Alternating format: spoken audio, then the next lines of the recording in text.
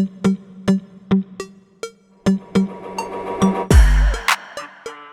this is Diana. This is my Trailblazer of the Universe YouTube channel. On my channel, I'm helping you fearlessly and unapologetically live your best, most authentic life. I'm helping you break through your barriers and transcend any limitations you may have. If that sounds good to you, make sure to hit those like and subscribe buttons.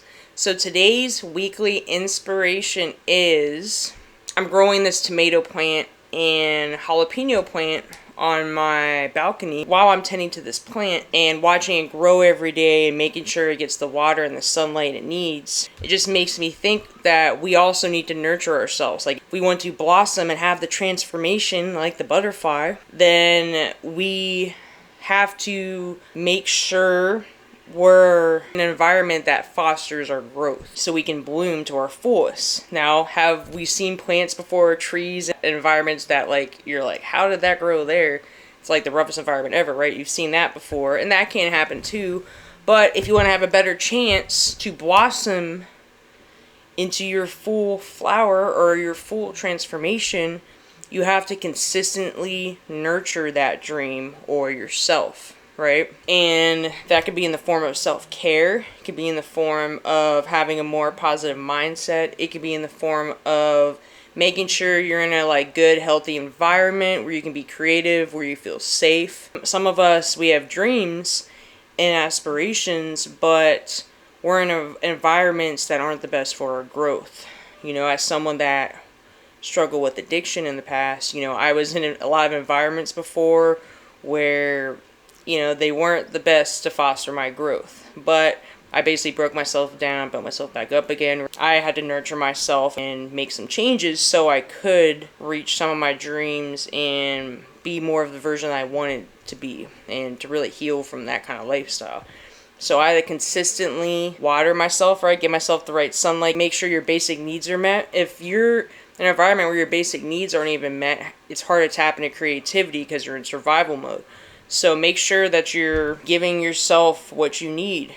Even the basic physical needs like sleep, nourishment, like you're eating the right foods, like more of a nutritious diet if you want to blossom the most, right, and have more of that glow. Think about what you're feeding your mind, body, and spirit on a daily basis. What are you putting into your body? What kind of content are you consuming? What burden is your soul taking on? If you are taking on a lot of energy and issues and things that really shouldn't be yours, and maybe in friendships, relationships, or with family dynamics, it can be tough sometimes, and we have to make sure we set boundaries. Especially as empaths, it can be hard to know what's your energy and what's not.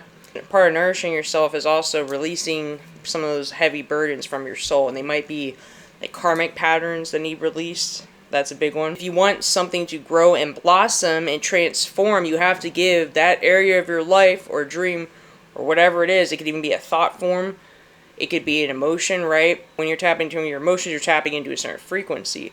So are you tapping into things that help support your growth and they're going to help nourish you and help you blossom? Or are you feeding the weeds instead? Or are you giving your energy and attention to things that you don't want and things that you wouldn't want to grow? Or so energy flows where attention goes, right? So if you're continually giving attention and energy to a certain area that's not serving you, that's going to grow and that's what's going to blossom, right? And it's not going to be what you want. Just be mindful of the type of environment you're in. Be mindful of the kind of energies you're interacting with. And even like having a safe, sacred space. Maybe it's a room in a house or an apartment. Or if you're living with other people, it might be kind of difficult to get alone time. To have a sacred space for you to like reflect. For you to do what you need to do for your self-care and everything. My car used to be my sacred space, I was in different environments that weren't really the best for my growth, or even the bathtub. It's like a small space. So if you are in a situation where your dreams aren't growing, where you just don't feel inspired, you don't feel passionate about anything, you're kind of like in a stalemate place, and you're just not really feeling motivated to do much, maybe take a look at the environment that you're in. There's certain situations where we can't get out of so easily.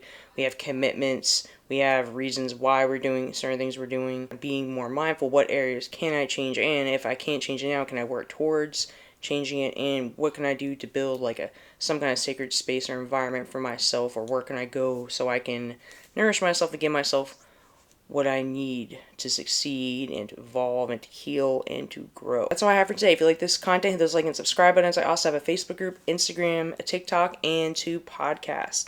The links are in this video description. I also offer coaching if you need intuitive guidance and motivation to support you on your healing, self-improvement, and or spiritual journey. My contact information is in this video description as well. Have a good day. Namaste.